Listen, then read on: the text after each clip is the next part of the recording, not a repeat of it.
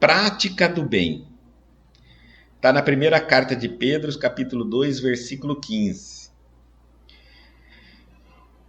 Pedro diz assim: porque assim é a vontade de Deus que, fazendo o bem, tapeis a boca à ignorância dos homens loucos.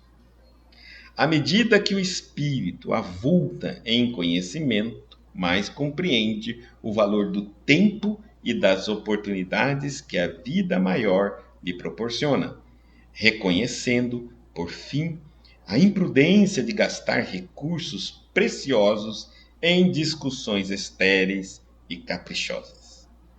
O apóstolo Pedro recomenda: seja lembrado que é da vontade de Deus se faça o bem, impondo silêncio à ignorância e à loucura dos homens.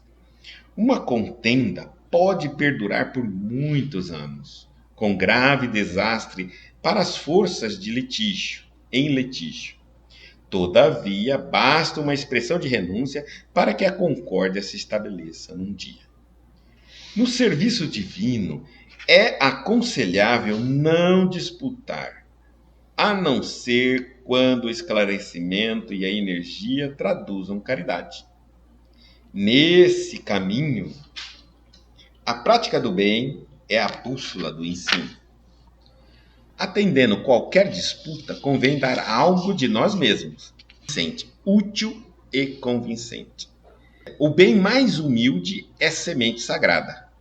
Convocado a discutir, Jesus imolou-se por se haver transformado ele próprio em divina luz. Dominou-nos a treva da ignorância humana. Não parlamentou conosco.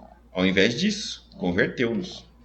Não reclamou compreensão. Entendeu a nossa loucura, localizou-nos a cegueira e amparou-nos ainda mais. Olha como é a prática do bem. É ampla e é em todos os sentidos e até as mais sutis delas. Eu achei incrível isso. Vamos lá. À medida que o espírito avulta em conhecimento, vai crescendo, vai aprendendo cada vez mais compreende o valor do tempo e das oportunidades que a vida maior lhe proporciona. Ele fica mais atento a tudo. Quanto mais você vai aprendendo, mais você vai aprendendo sobre a vida, sobre o mundo espiritual, mais você entende que não existe coincidências. Emmanuel, o Espírito, nos diz que coincidência é uma lei muito bem trabalhada para dar certo naquele momento. Então não existe o acaso, coincidência, como a gente pensa. Tudo se encaixa. Quando estamos despertos no mundo espiritual, nós ficamos muito atenados a isso. Por que isso está acontecendo? Por que aquilo está acontecendo? Não estamos preocupados com o que não está acontecendo. Estamos preocupados com o que está acontecendo, porque é o presente que é importante. Né? Eu não estou lamentando o que eu não tenho. Eu estou observando e analisando o que possuo. Então eu estou sempre no presente, observando, entendendo o que isso está querendo me dizer, o que aquilo está querendo me falar, por que isso está acontecendo. Sempre no presente, sempre no agora. Nunca lá no futuro e nem no passado. O mais importante é o agora. Se eu entender, se eu decifrar os códigos divinos, espirituais nos acontecimentos da minha vida, eu consigo até ter um futuro melhor.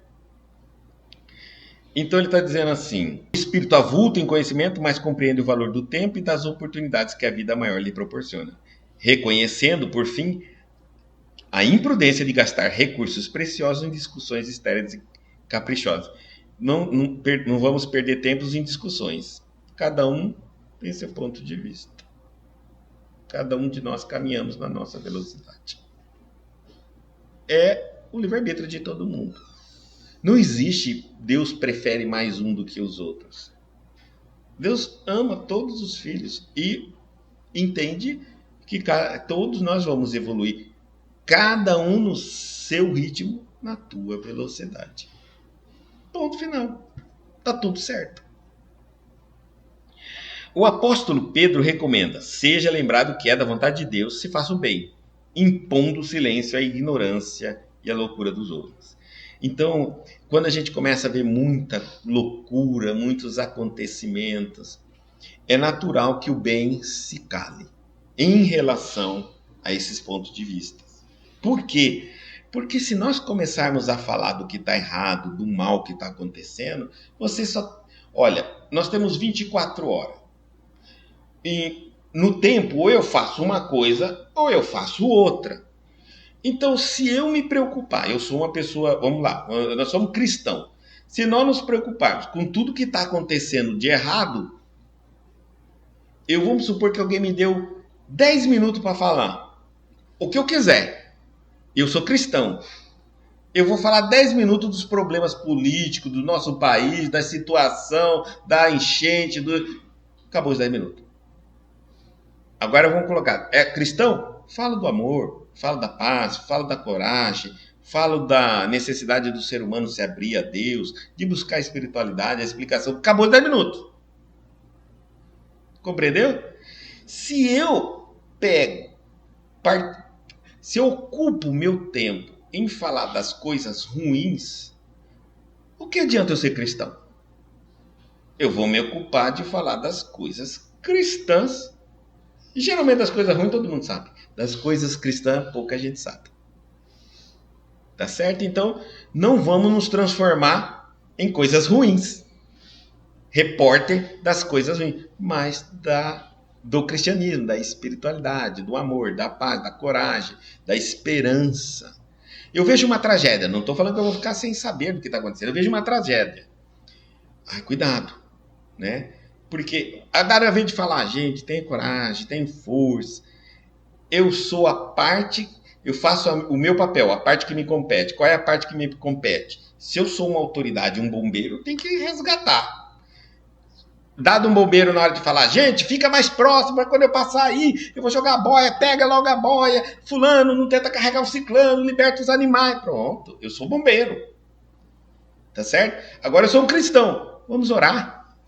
Vamos pedir a Deus. Vamos acalmar nosso coração. Compreenderam? Não tenham medo. E aí, gente, ele diz assim, impondo o silêncio à ignorância e à loucura dos homens. Então, nós não somos nós que ficamos divulgando. Deram certo de falar, fale do bem, fala tudo tem um lado bom também, mesmo no mal, que senão não estava acontecendo. Quando alguém diz assim para mim, tá gastando milhões lá na Lua, em Marte, é verdade, mas também nós estamos desenvolvendo uma tecnologia, não é para nós, é para conquistar a Lua, para dar retorno para o dono da empresa. Mas se ele não tivesse esse interesse, quem iria fazer? Então, ele vai morrer um dia. E aí que entra também aqui a lição. Para onde fica o investimento desses materialistas, se não para a própria Terra, para os habitantes da Terra? Então, quer queiram ou não, os materialistas que se matam para ganhar dinheiro produzindo coisas, mesmo que não seja para o bem, assim, para o próximo, mas para os seus bolsos, a hora que morrem suas empresas, suas pesquisas, suas conquistas, a terra herda, os nossos filhos passam a usufruir. E assim sucessivamente. Então a terra evolui também. Não com interesse específico de evolução. O interesse era ganho, mas acaba gerando uma evolução. Então existe uma série de itens para a gente também avaliar. E ele diz assim, uma contenda pode perdurar por muitos anos com graves desastres para as forças em litígio, para quem estiver brigando. Todavia, basta uma expressão de renúncia para que a concórdia se estabeleça num dia. Alguém diz assim, não quero mais brigar, chega, e pronto. Por isso que ele fala para o bem não ficar se pronunciando, falando, para não gerar mais briga. Vai acalmando, vai sugando, vai diminuindo a força do mal. No serviço divino, é aconselhável não disputar, a não ser quando o esclarecimento e a energia traduzam caridade. Se for caridade, a gente emprega energia. Aí nós vamos disputar. Mas disputar para quê? Para fazer mais, melhor. Tá bom? Mais caridade e melhor. Olha só, nesse caminho, a prática do bem é a bússola do ensino. Quer dizer, não perde isso de linha. Quer disputar? Disputa. Vamos lá, vamos colocar nossa bússola. Fazer o bem. Vamos disputar enquanto cada um de nós podemos fazer o bem. Atendendo qualquer disputa, tá? Convém dar algo de nós mesmos. Isso é útil e convincente. O que é importante ele está dizendo? Que se eu digo que estou fazendo algo, que quero contribuir, eu já tenho que ter em mente o que eu tenho para dar. Qual é a minha proposta? Seja meu tempo, minha atenção, meu esclarecimento ou bens materiais. Né? Porque eu quero contribuir para o mundo melhor. E aí entra a disputa. Né? Ele fala que nesse ponto é bem-vindo, tendo como bússola fazer o melhor, o bem, sempre. Então, se eu quero ajudar, eu tenho que me colocar como eu vou ajudar. Como eu ajudo? De que maneira? E aí existem infinitas maneiras para se fazer. Muitas vezes as pessoas só... Teve uma época que todo mundo pensava que caridade era só aquilo, pegar coisas e sair distribuindo, e sair distribuindo, e sair distribuindo coisas. Para as pessoas, isso não ajuda tanto quanto nós imaginávamos, tá?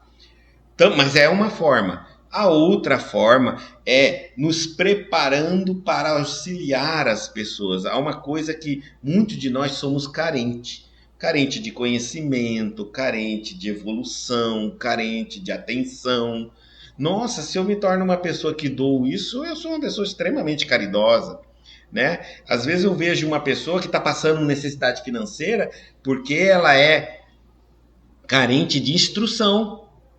E não adianta eu ficar dando comida para ela a vida inteira. Ela não vai aprender com a minha comida. Instruo ela. Olha, o que você sabe fazer? Ah, eu sei tal coisa, então eu vou te ajudar, tal. Ao invés de eu ficar te dando uma cesta básica toda semana, você sabe, por exemplo, vamos colocar aqui, ó. Você sabe carpir? Eu sei. Você quer que eu te dou uma enxada?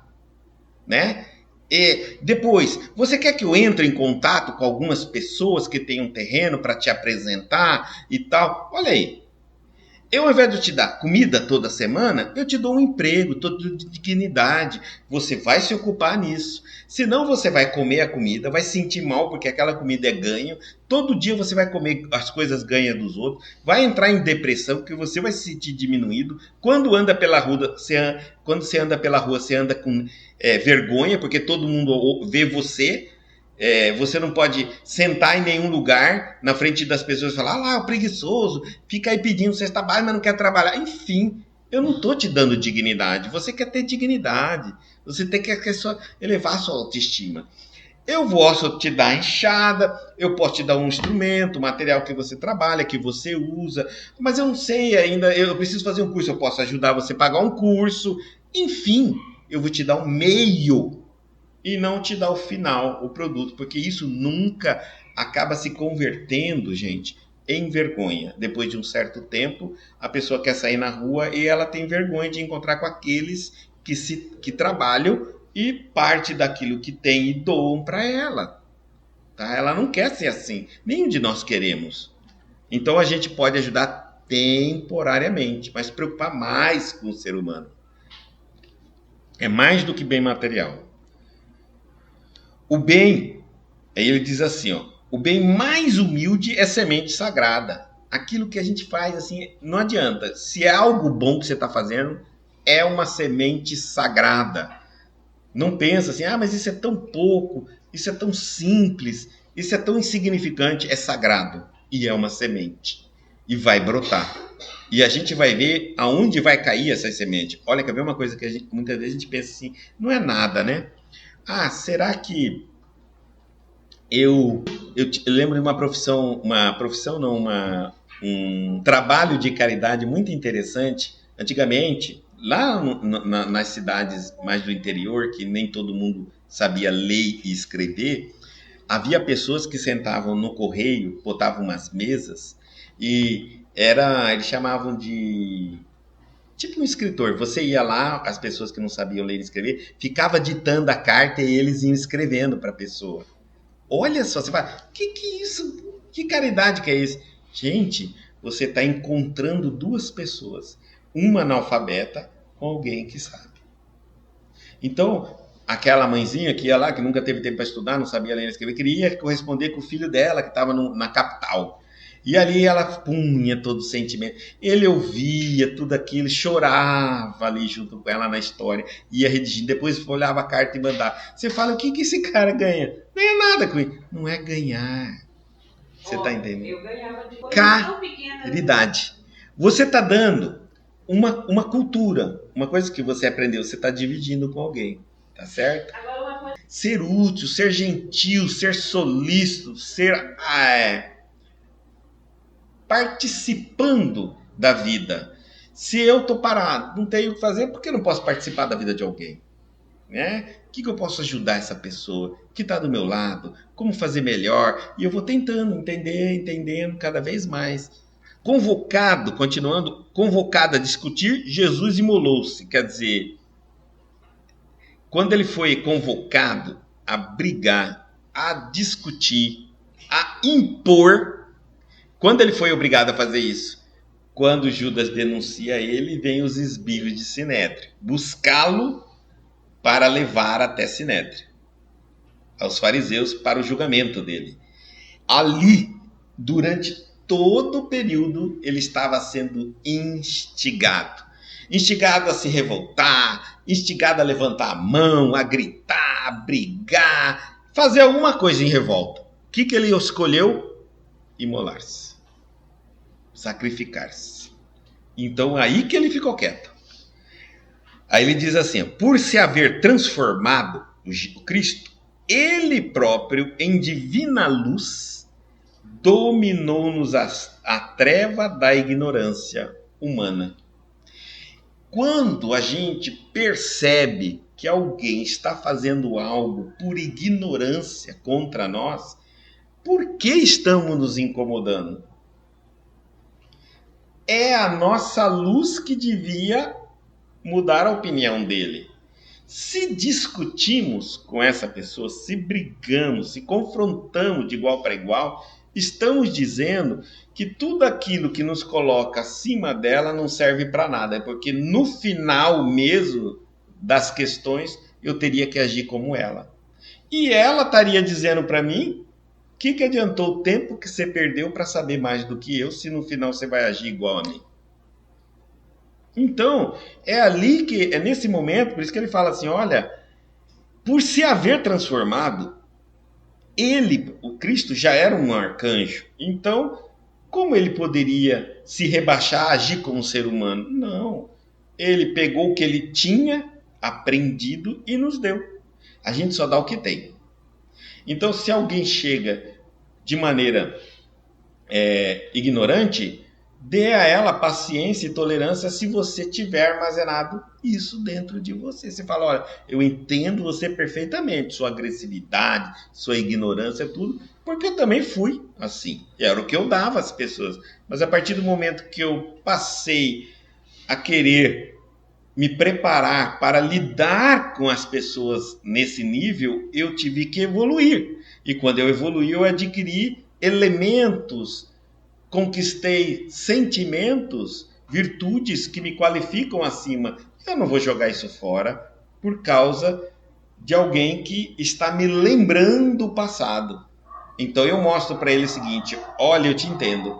Eu sei até o que você está pensando e como você vai agir.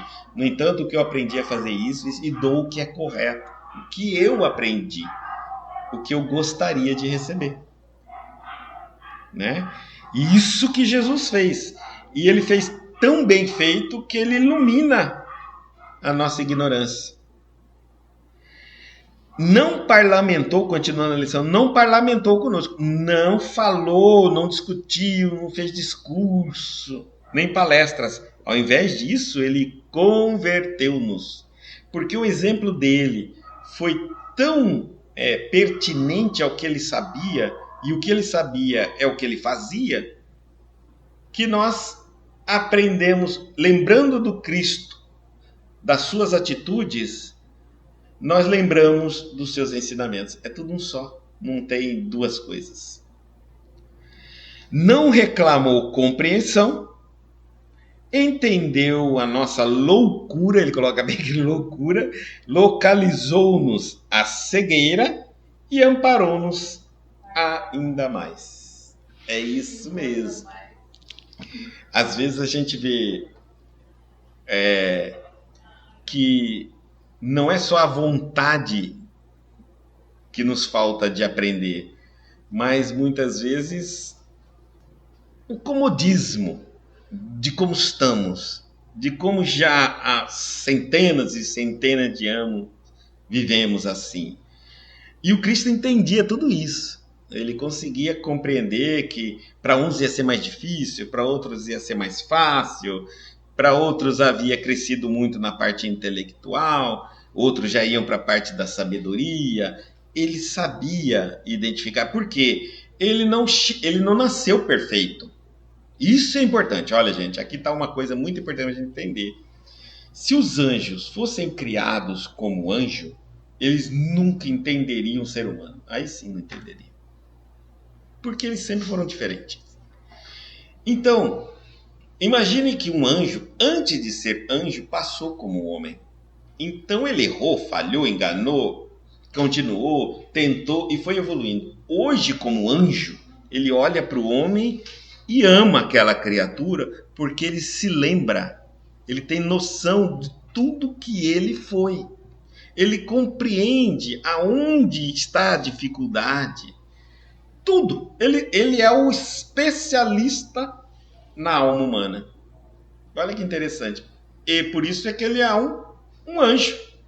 Se ele não tivesse passado pelo reino nominal, ele nunca entenderia a nossa loucura. Não dá para ele entender. Nós só conseguimos entender por o caminho, um determinado caminho por onde nós passamos. Ali nós sabemos aonde é mais difícil, onde é mais torto, onde é mais alto, onde tem mais pedregulho, onde tem mais mato, onde é mais perigoso, onde tem mais sombra. É assim. Então, os anjos são evolução humana. Por isso que eles não deixam de amar o homem. Jesus, um arcanjo, mas também evoluiu.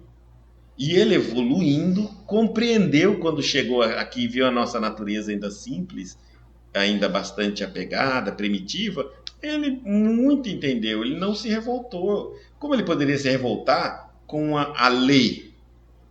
Como alguém pode nascer perfeito se nunca fez força alguma para se auto-aperfeiçoar? Seria impossível uma criação dessa. Seria uma criação seletiva. E aí a pergunta é, por que Deus fez fulano anjo e não me fez anjo? Aí fica bem escancarado que existe uma seletividade. E aí fica meio difícil de explicar por que Deus não te escolheu para ser um anjo. Não é melhor dizer assim, todos fomos criados iguais, simples e ignorantes. E cabe o esforço de cada um, a evolução que vai chegar. Se hoje ele é anjo e você ainda não é, graças ao esforço dele que você ainda não fez. Mas um dia que você fizer, também será. É justo. É uma largada numa competição de evolução para todo mundo igual.